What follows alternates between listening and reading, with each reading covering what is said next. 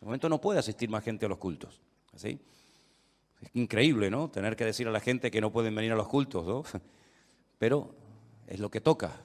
Y confiamos de que el Señor nos ayude a todos a entender que bueno, que esta es la realidad en la que estamos viviendo actualmente y que no podemos hacer otra cosa. Amén, hermanos. Pido por favor a los hermanos desde ya, a los que están aquí, a los que nos están viendo también, que estén orando para que el Señor nos ayude y nos dé mucha sabiduría y sobre todo mucha fuerza para poder cumplir con todos los compromisos. El cambio horario va a ser brutal. El vuelo ya solamente dura 12 horas y solamente tenemos un día para adaptarnos al nuevo horario y a partir del siguiente día prácticamente ya estamos atendiendo a gente y pastores y muchísima gente que va a venir de todas partes.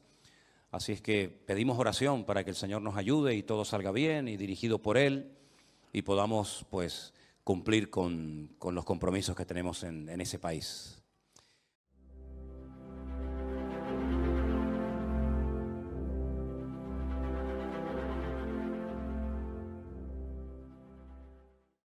Quisiera que en esta tarde hiciéramos una breve oración antes del mensaje que voy a compartir con ustedes, pidiéndole al Señor que nos hable a nuestros corazones y que podamos salir de aquí fortalecidos y renovados en la fe y que el Señor hable a nuestras vidas como nos tiene acostumbrados. Amén, hermanos. Señor, te damos muchas gracias por esta oportunidad, por este privilegio tan hermoso que nos estás dando de poder disfrutar de este tiempo aquí en tu presencia.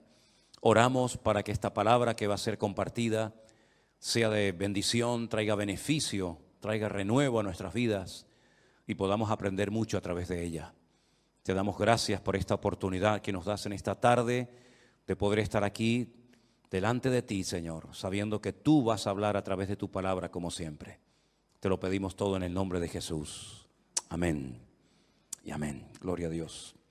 Hay un estudio muy bonito y muy interesante que consiste en ver cómo eran las ciudades, en definitiva, el mundo en el cual se movieron los primeros cristianos. Cómo eran los cultos, completamente diferentes a como los hacemos nosotros hoy en día. Hoy en día todo está centrado generalmente en un pastor o en una persona que es más o menos el que administra la iglesia junto con los ancianos, los diáconos, los obreros, ¿verdad? Pero en aquellos tiempos las iglesias no eran como nosotros las vemos, estamos acostumbrados hoy en día. Se hacían muchas reuniones en hogares, no existían templos. No fue hasta el siglo III después de Cristo que comenzaron a utilizarse locales o antiguos templos paganos para celebrar cultos o reuniones. Los cristianos se reunían en cualquier parte, en playas, en montañas, en casas particulares, en plazas. Y en aquellos tiempos, pues no era tan fácil ser cristiano como hoy en día. Si estudiamos, por ejemplo, cómo vivían los griegos, cómo vivían los romanos, cuáles eran sus costumbres, los principios, entre comillas, que tenían, qué religiones practicaban en aquellos tiempos aquella gente, cómo se desplazaban la gente de un país a otro, los medios de comunicación que existían. Es realmente un estudio muy interesante, ¿verdad?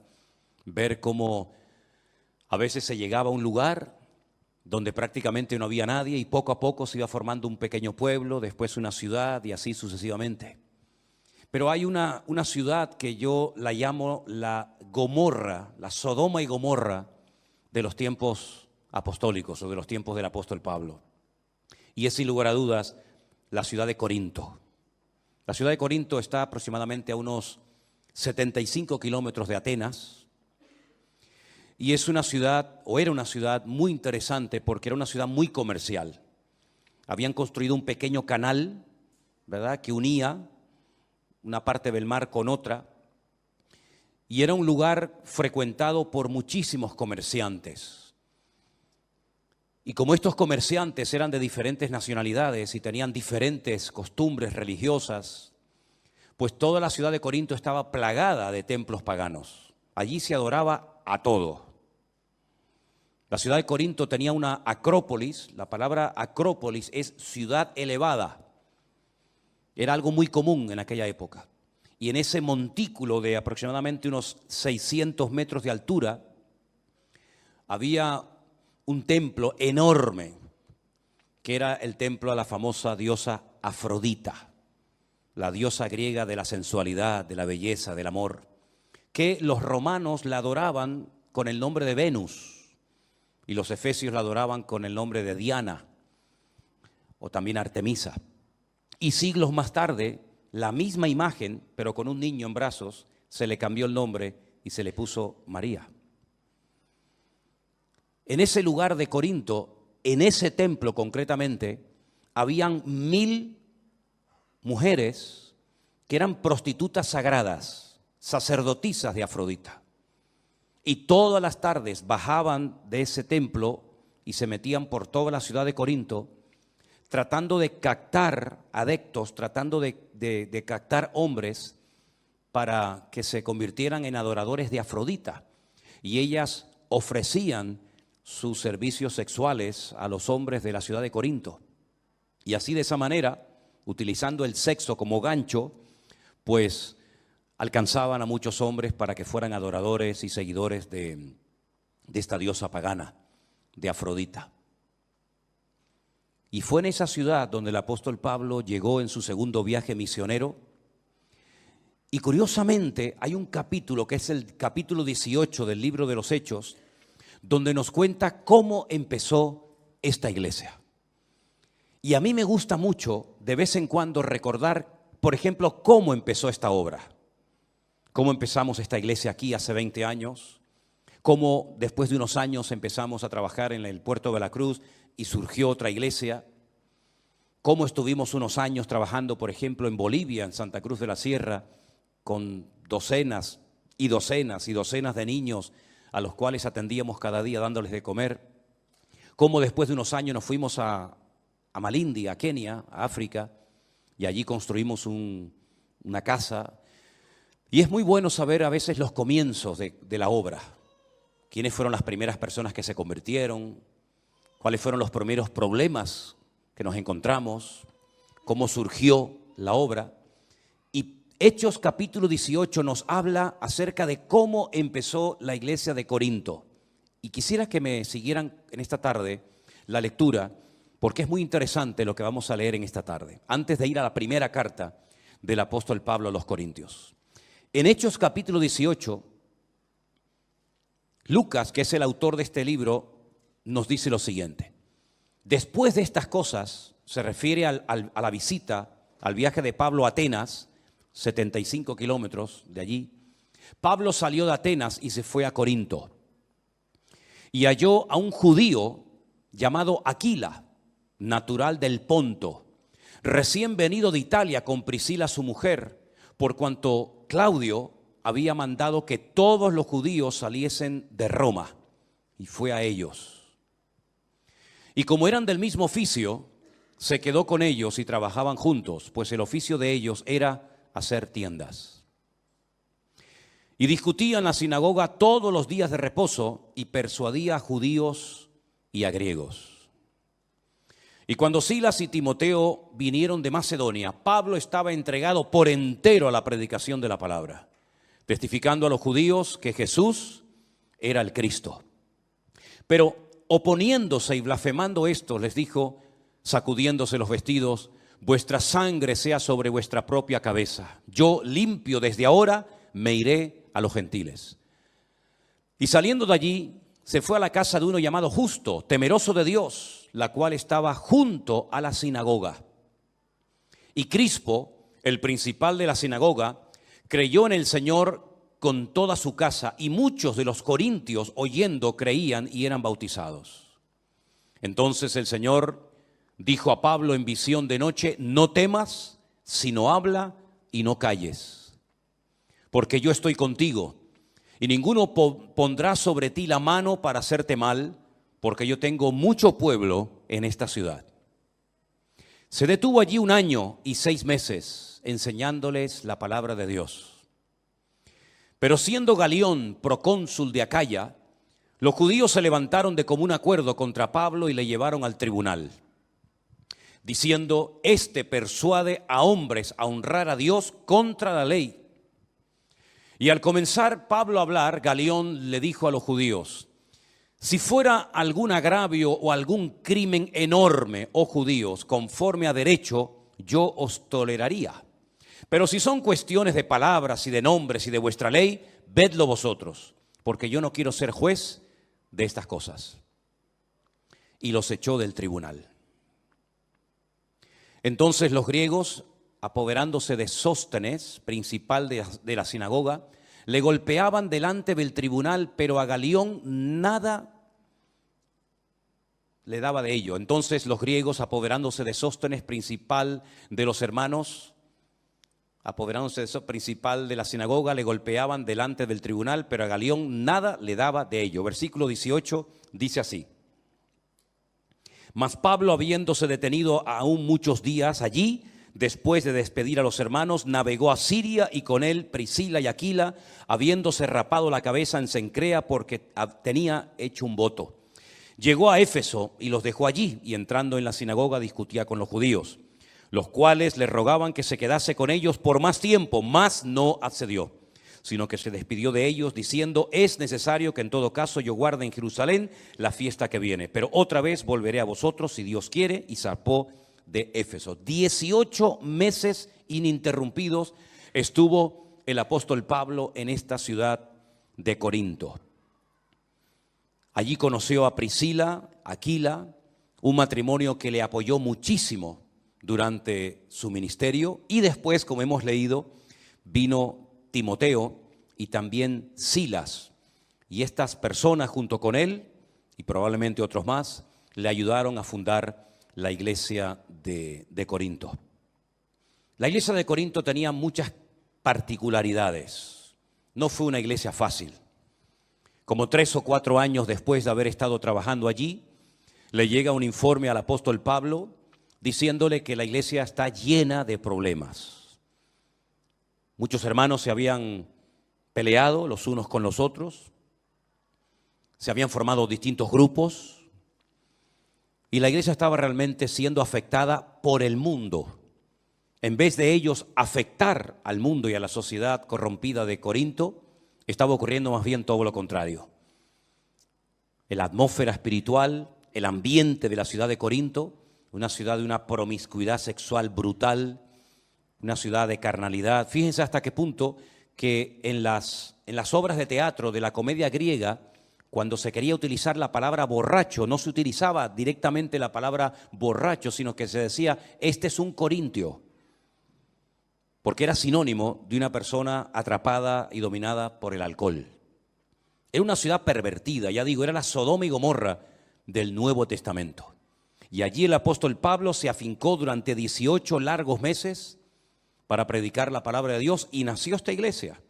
Y ya digo, como 3 o 4 años más tarde le escribe una primera carta donde él responde a una serie de preguntas que los hermanos le están haciendo. Por ejemplo, en el capítulo 7 de Primera de Corintios le están haciendo preguntas acerca del matrimonio.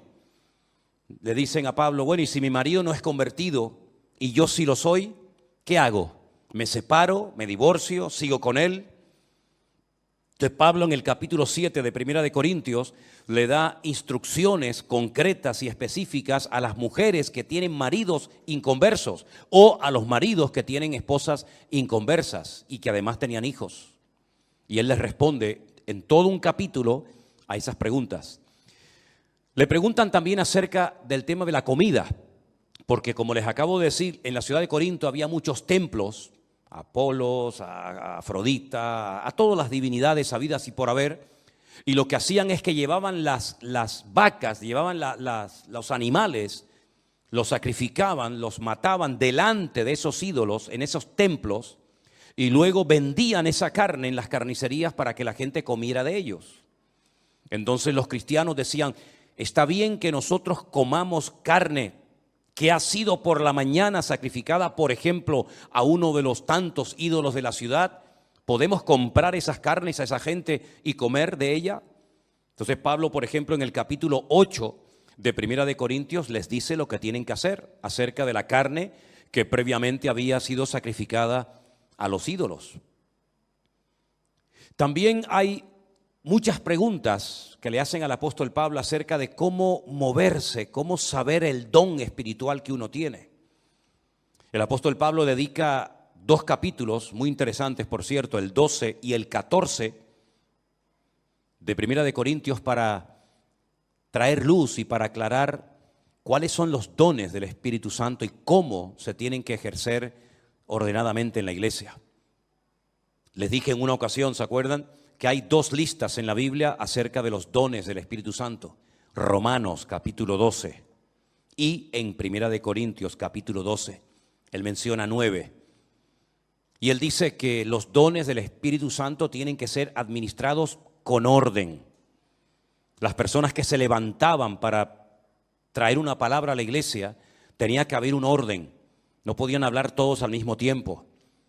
Por ejemplo, en el capítulo 14 él habla acerca de cómo ejercer correctamente el don de hablar en otras lenguas con la correspondiente interpretación, porque había un desorden, un caos dentro de la iglesia, hasta el punto que Pablo dice: cualquier inconverso que entre a vuestras congregaciones van a pensar que estáis locos, van a pensar que estáis locos, porque nosotros no nos reunimos para hablar en lenguas, pero si se hablan lenguas en la iglesia, tiene que ser con este orden que él establece en la iglesia de Corinto, ¿verdad? Y si alguien dice: no, es que no puedo evitar hablar en lengua, no puedo evitar hacer esto o aquello, Pablo dice: no. En nuestras iglesias esa no es nuestra costumbre.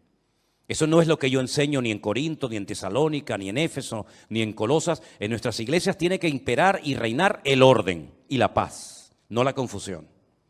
Porque todo lo que Dios hace, lo hace en orden, para traer edificación, para traer exhortación, para traer aliento a la iglesia y no para traer confusión, y muchísimo menos para crear un mal testimonio en la ciudad.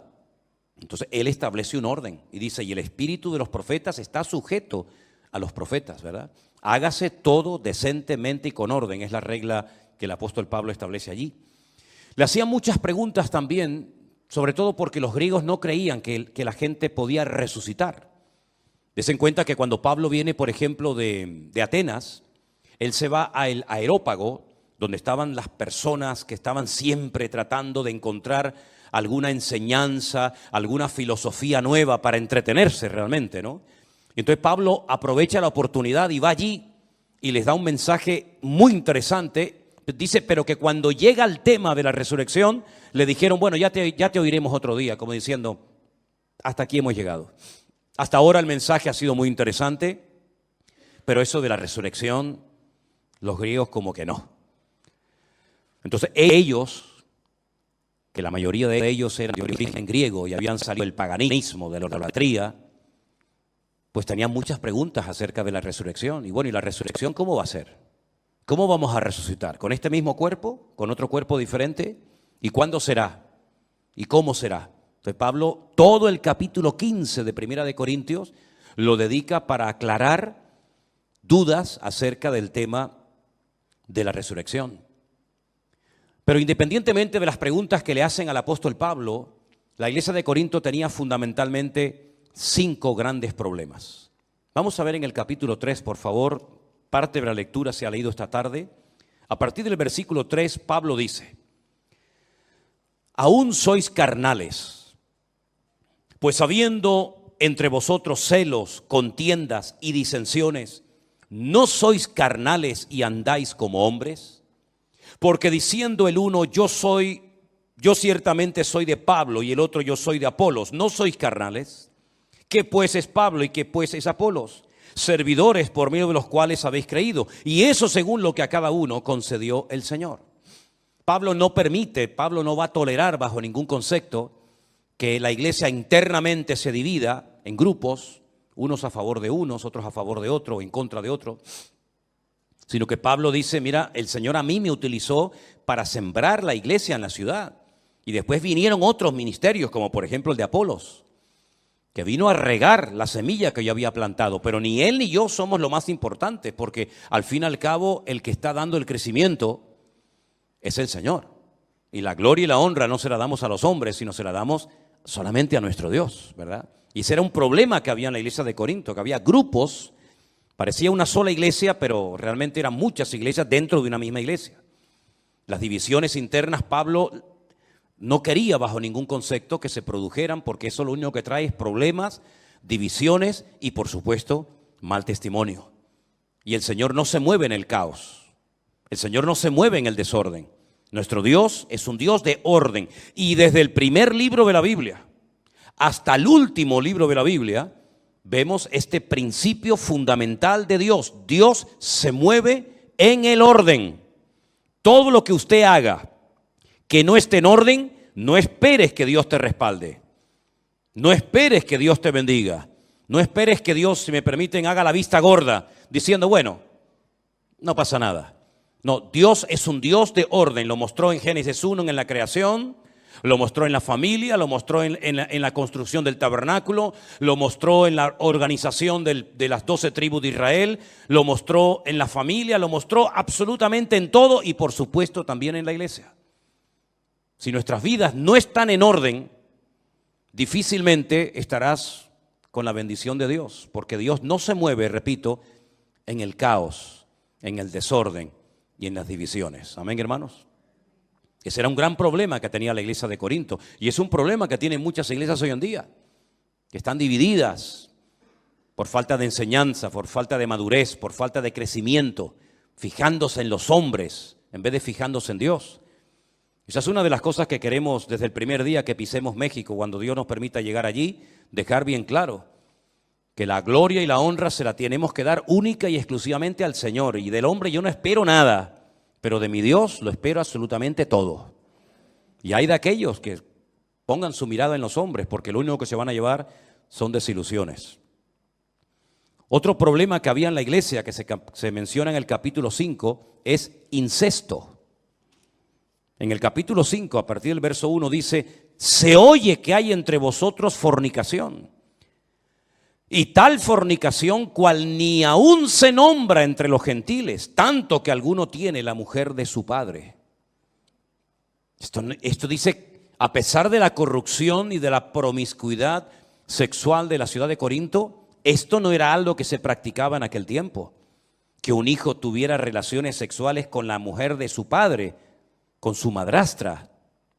Y este hombre venía a la iglesia y se congregaba como uno más. Y cuando a Pablo le informan de esto, dice, ustedes están envanecidos. ¿No deberíais más bien haberos lamentado para que fuese quitado de medio de vosotros el que cometió tal acción?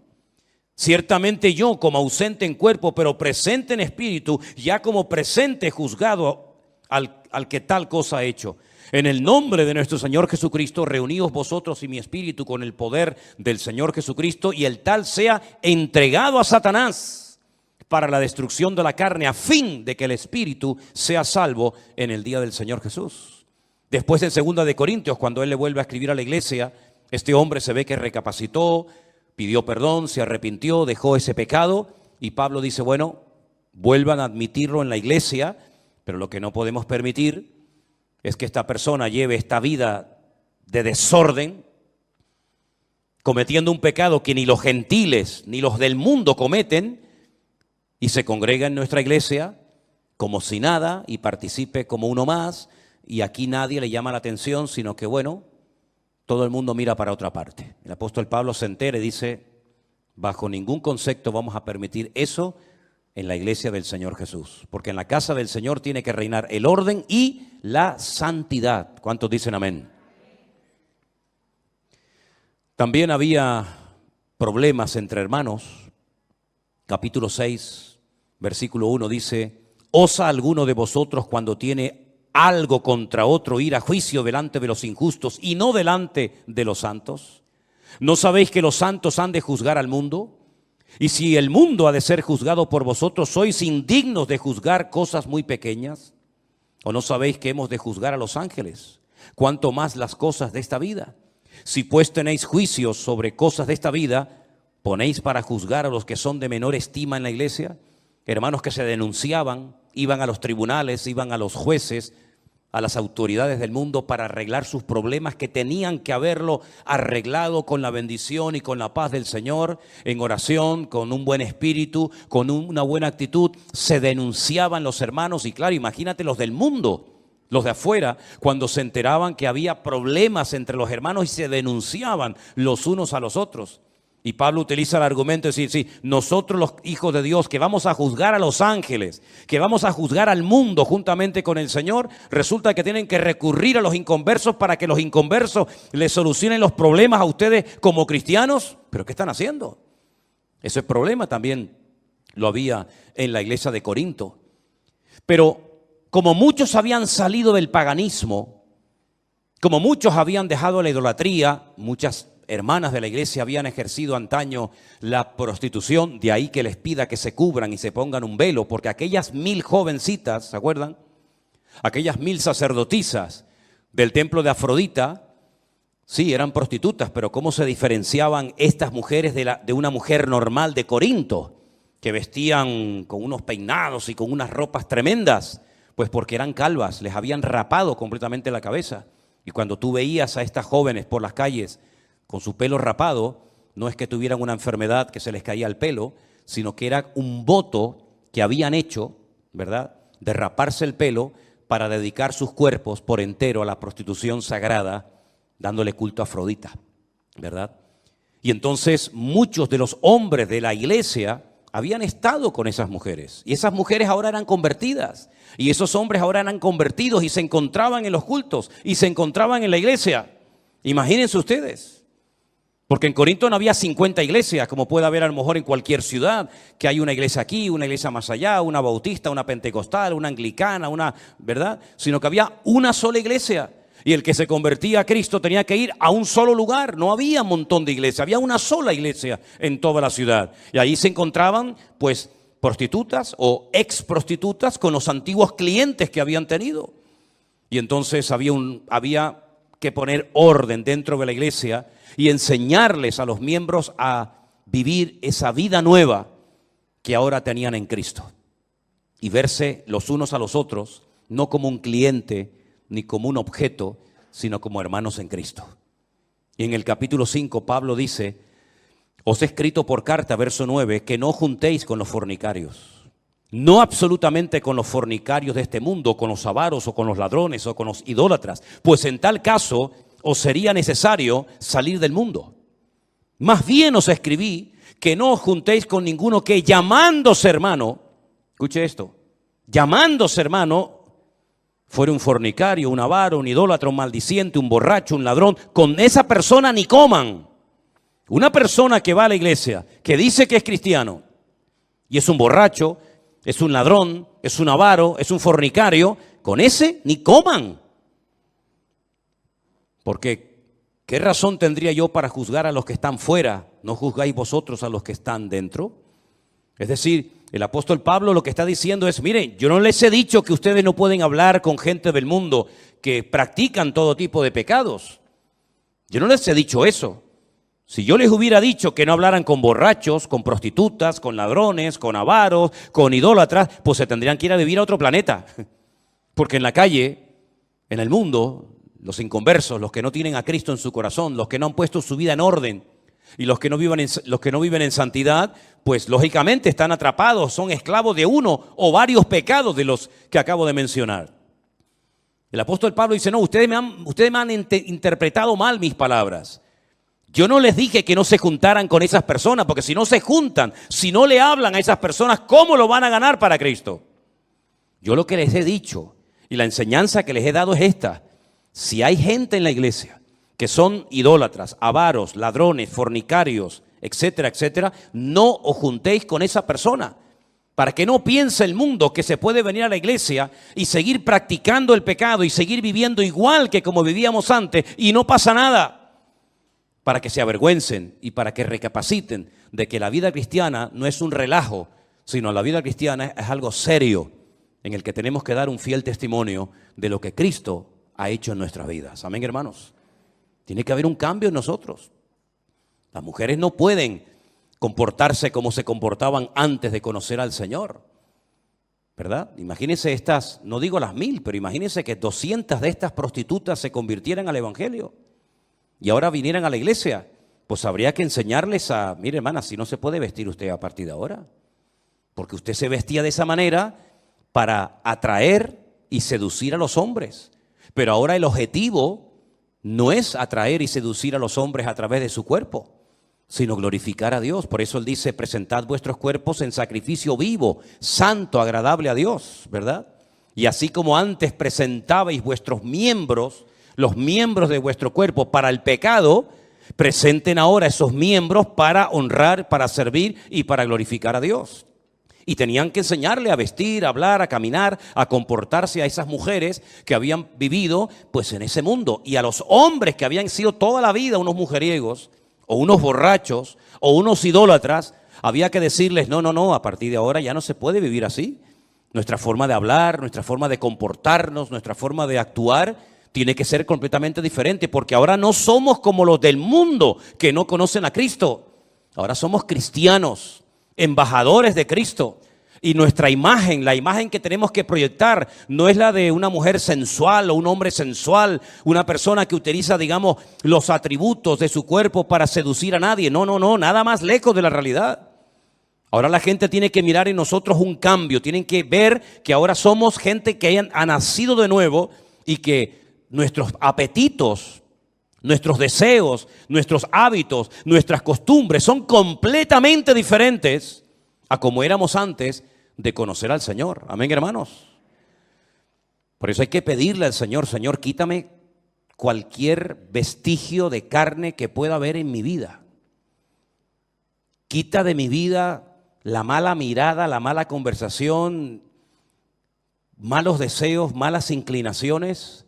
Que el Señor limpie nuestros ojos, que el Señor limpie nuestros oídos, nuestra boca, nuestros labios, que el Señor nos cambie y nos transforme completamente de arriba abajo, para que el mundo vea que ya no somos ni la sombra de lo que éramos antes de conocer a Cristo como nuestro Señor y Salvador personal. Pablo escribe varias cartas y se pegó 18 meses de su vida en Corinto para enseñarles cómo se vive ahora nuestra nueva vida en Cristo. Porque nosotros no solamente tenemos que ser cristianos dentro de la iglesia, sino sobre todo cuando salimos de nuestros templos, cuando salimos de nuestros lugares de culto, tenemos que seguir comportándonos y hablando y viviendo y pensando y reaccionando como cristianos. Amén, hermanos. No es un disfraz, no es una chaqueta que me pongo. Me visto de cristiano, vengo el domingo a la iglesia con carita de niño bueno, con carita de niña buena, y luego salgo y soy un mujeriego, un borrachuzo, atrapado a los vicios de este mundo, enganchado a las loterías, enganchado a la pornografía, una promiscuidad sexual brutal. No, usted no ha entendido nada, amigo. Usted no ha entendido nada, hermana. En Cristo tenemos que cambiar en todo, pero no solamente por dentro, sino en algunos casos también por fuera, ¿sí o no? Y eso es lo que al mundo le va a sorprender, si oye, este hombre, esta mujer habla, se comporta de una forma diferente cuando esta persona yo lo conozco de toda la vida y fue así, pero ahora es otra persona y gloria a Dios si comienzan a decir las personas que te conocían, oye, no te conozco, no eres ni la sombra de lo que eras. Y entonces le vas a decir, el motivo por el que soy otra persona es porque Cristo vive en mí, porque Él ha cambiado mi vida y ahora mi vida está para darle honra y gloria al Señor y no para atraer la atención hacia mi persona. Esto no se aprende en 2 días. Imagínense que usted haya sido una persona atrapada a todo tipo de juegos. Esta gente que se pega horas y horas y horas jugando en una maquinita y echando monedas y monedas y monedas, y ahora de repente dice que te has convertido. ¿Tú crees que de la noche a la mañana se te va a ir el deseo? Bueno, en algunos casos sí, pero en otros casos no. Y vas a tener que pedirle a Dios que te ayude a organizar tu economía, que antes cobrabas y tenías un montón de dinero y a la semana estabas sin un duro, sin un céntimo. Y ahora tienes que pedirle al Señor, ayúdame a administrar para que yo incluso pueda ayudar a otras personas. Tal vez antes de conocer a Cristo te vestías de una manera que en vez de cubrirte lo que hacías que te descubrías, lo que llevabas en tu corazón. Pues a lo mejor habrá ciertas prendas que habrá de decir, yo esto no me lo puedo volver a poner otra vez. Porque entonces lo que estoy haciendo es el mismo perro pero con distinto collar. Y ahora lo que quiero es dar gloria a Dios y glorificar al Señor, ¿sí o no? Esa es la vida de un cristiano. La vida de un cristiano no es dejar de ir a misa y venir al culto. Dejar de tomar la hostia y venir ahora a tomar el pan y el vino. La vida de un cristiano es vivir como Cristo vivió. Como él hablaba, tenemos que pedirle al Señor, Señor, yo quiero hablar y comportarme y pensar y reaccionar y vivir como tú lo hacías. Y yo no sé cómo tú tratabas antes a tu marido, o cómo tú tratabas a tu mujer, o a tus hijos, o a tus padres. Pero sería bueno que leyeras la Biblia y te preguntaras, ¿yo me estoy comportando como un marido cristiano o como uno más? ¿Yo me estoy comportando con mi familia, con mi marido, con mis hijos, como una auténtica mujer cristiana o sigo siendo la mundana de toda la vida? ¿Soy un hijo que obedece a sus padres y que honra a sus padres o sigo siendo el niño malcriado y caprichoso que siempre pedía y pedía y pedía y lloraba y pataleaba y se enfadaba cuando no le daban lo que querían? Si todas las áreas de nuestra vida, todo, absolutamente todo, tiene que ser cambiado por el Señor. Pero para cambiar, uno tiene que querer cambiar. Y el Señor lo va a hacer. Había desorden en la Santa Cena. Nosotros, saben que una vez al mes celebramos la Santa Cena, ¿verdad? Le damos el pan y el vino a cada persona que va a participar. Pero miren lo que dice 1 Corintios capítulo 11. 1 Corintios capítulo 11 dice, a partir del verso 17, al anunciaros esto que sigue, no os alabo, hermanos, porque no os congregáis para lo mejor, sino para lo peor. Pues en primer lugar, cuando os reunís como iglesia, oigo que hay entre vosotros divisiones. ¿Y saben lo que dice Pablo? En parte lo creo. Pablo no dice, no, esto no puede ser, imposible. Imposible que mis hermanos de la iglesia de Corinto estén divididos. Imposible. No, él dice, lo creo. Conociéndoles yo a ustedes, en parte yo creo que hay divisiones en la iglesia. Porque es preciso, versículo 19, que entre vosotros haya disensiones para que se hagan manifiestos entre vosotros los que son aprobados. Cuando pues os reunís vosotros, esto no es comer la cena del Señor. Porque al comer, cada uno se adelanta a tomar su propia cena y uno tiene hambre y otro se embriaga. Pues ¿qué? ¿No tenéis casas en las que podáis comer y beber? ¿O menospreciáis la iglesia de Dios y avergonzáis a los que no tienen nada? ¿Qué os diré? ¿Os alabaré? En esto no os alabo. La gente se ve que llevaba su comida a la iglesia y ya se quedaban a la iglesia a comer. Y claro, había gente pudiente en la iglesia y gente pobre, como siempre ha habido. Gente con más y con menos capacidad económica. Y dice la Biblia que algunas personas tenían hambre y se iban hambrientos de la iglesia. Y otras personas tenían tanta abundancia de comida y de bebida que hasta se emborrachaban dentro de la iglesia, dentro de los cultos, del lugar donde se habían decidido congregar. Y claro, cuando a Pablo le decían, mira, tú sabes que hay hermanos que tienen hambre y van al culto y salen con hambre. Y al lado a lo mejor hay una mesa de unos hermanos ricos y tienen de todo. Y en vez de compartir con los hermanos que tienen hambre y necesidad, no son capaces de decirle, hermano, ¿quiere usted comer un poco de nuestra comida? Hermano, tenga un platito y disfrute juntamente con nosotros. Son incapaces de compartir la bendición. Y no solamente no comparten, sino que además hasta llegan a emborracharse, porque en vez de llevar una pequeña cantidad simbólica para participar del pan y del vino, llevan tanta cantidad que se pasan y se embriagan y se emborrachan en la iglesia. Gracias a Dios yo nunca he visto esto en esta iglesia. Amén, hermanos. Gracias a Dios yo nunca he visto esto, ni lo veré. Pero que personas hambrientas salgan hambrientas de una iglesia cuando hay una celebración, una comida, un banquete, un ágape, y póngale el nombre que quiera, eso es una vergüenza para la iglesia. Eso sería terrible, ¿verdad? Ver a gente hambrienta que viene a la iglesia en un día de comida y se van hambrientos. ¿Pero cómo puede ser? ¿Cómo se pueden llamar esa gente cristianos? ¿Dónde está el amor de Cristo en esa familia, en esa persona que trae tanta comida, que le sobra, que después mucha de esa comida la va a tirar a la basura y un hermano, una familia al lado de ella o de él se fueran hambrientos de la iglesia? A Pablo todo esto lo ponía malo. A Pablo todo esto le traía dolor en el corazón y Pablo llegó a decir, por ustedes tengo tanto dolor, que se comparó a una mujer que está a punto de dar a luz. Fíjense los dolores que tenía Pablo por esta gente. Tenía dolor, tenía tristeza, le pesaba en el corazón o escuchar, oír estas noticias de una iglesia que él amaba tanto, por la cual había trabajado tanto y donde había estado 18 meses de su vida con hombres de Dios como Silas, Timoteo, Apolos, Priscila, Aquila, su marido, Y ver ahora, 3 o 4 años después, a la iglesia en estas condiciones le causaba una tristeza tremenda. Porque la iglesia tiene que ir cada vez a mejor. Cada vez tenemos que estar más firmes, más maduros, más constantes, más fieles al Señor. Cada vez tenemos que tener las doctrinas más claras en nuestra vida. No ser niños fluctuantes que ahora sí, ahora no, ahora creo, ahora no creo. El apóstol Pablo luchó y derramó lágrimas para que en esta iglesia se estableciera una congregación de sana doctrina, una iglesia unida, una iglesia que pudiera contrarrestar toda la basura espiritual y el ambiente y la atmósfera terrible que había en Corinto. Y lamentablemente vemos que el ambiente de la ciudad se metió dentro de la iglesia hasta el punto que dentro de la iglesia se cometían casi los mismos pecados que se cometían en los templos paganos de la ciudad de Corinto. ¿Y cómo no le iba a doler a Pablo eso? Imagínense ustedes si el Señor Jesucristo hubiera entrado un día en un culto normal de la iglesia de Corinto.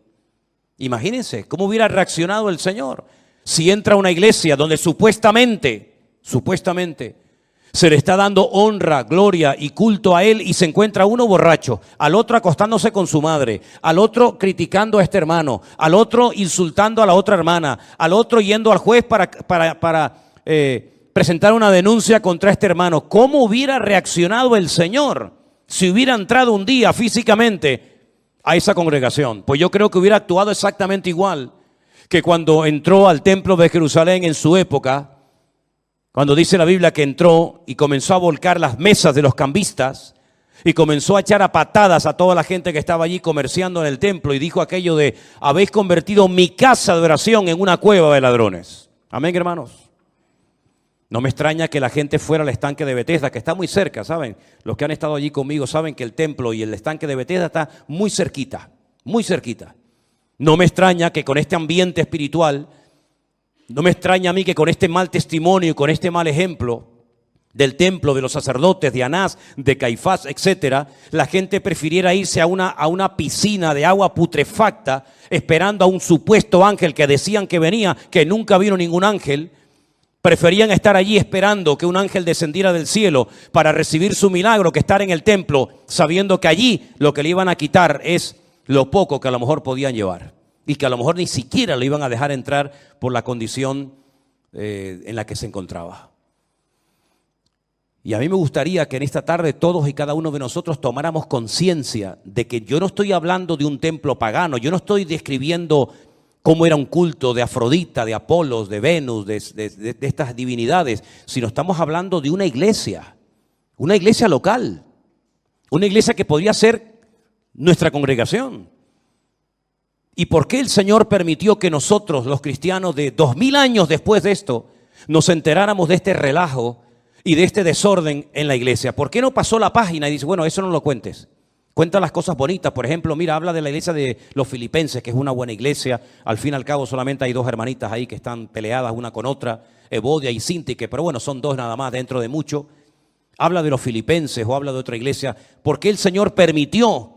¿Por qué el Señor inspiró con su Espíritu Santo al apóstol Pablo para que escribiera esta carta y nos contara todos los desórdenes, el pecado, la basura, las divisiones, el incesto que había en esa congregación, para que nosotros tengamos ejemplos a no imitar y para que sepamos que si bajamos la guardia podemos llegar a vivir un cristianismo tan carnal como el que ellos vivieron? Porque esta iglesia empezó muy bien, esta iglesia no empezó mal, esta iglesia empezó muy bien. Y cuando el apóstol Pablo, si quieren venir conmigo al capítulo 1, les dirige la primera carta, miren lo que les dice: Pablo, llamado a ser apóstol de Jesucristo por la voluntad de Dios, y el hermano Sóstenes. Es interesante notar que Sóstenes y un hermano llamado Crispo eran los líderes de la sinagoga de Corinto, que se convirtieron juntamente con el Señor y se hicieron miembros de la iglesia de Corinto. Y ahora le escriben una carta a la iglesia y le dice: a la iglesia de Dios que está en Corinto. Y ahora mira lo que dice Pablo: a los santificados en Cristo Jesús, es decir, a los que han sido llamados, a los que han sido llamados aparte. Eso es lo que significa ser santos o santificados, ser llamados aparte, sacarlos de. en este caso de la idolatría, del paganismo, de toda esa basura, ustedes han sido llamados para ser santos en Cristo Jesús. Llamados para ser santos junto con todos los que en cualquier lugar invocan el nombre de nuestro Señor Jesucristo, Señor de ellos y nuestro. Nosotros también, hoy en día, hemos sido llamados a ser santos, a marcar una diferencia, a ser gente que marca una diferencia aquí en la isla donde vivimos o en el país donde usted me está viendo y escuchando en esta noche. No puede pasar nuestra vida desapercibida ni decir, bueno, ¿este cristiano de qué? ¿De qué es cristiano este hombre? Esta señora dice que es cristiana, pero ¿cristiana de qué? Nosotros hemos sido llamados a marcar una diferencia como los de Corinto. Fueron llamados, fueron sacados de la idolatría, de los templos del paganismo, para que fueran santos y sirvieran al Señor. Ese es el llamado de ellos y el nuestro también, hermanos. Gracias doy a mi Dios siempre por vosotros, por la gracia de Dios que fue dada en Cristo Jesús, porque en todas las cosas fuisteis enriquecidos en Él, en toda palabra y en toda ciencia o conocimiento. Es decir, Pablo no dice, bueno, es que yo no le puedo dar gracias al Señor por esta iglesia porque empezaron mal, sin conocimiento, sin la gracia de Dios, sin el favor de Dios. No. Al contrario, dice, yo le doy gracias a mi Señor de que la gracia, el favor de Dios, el respeto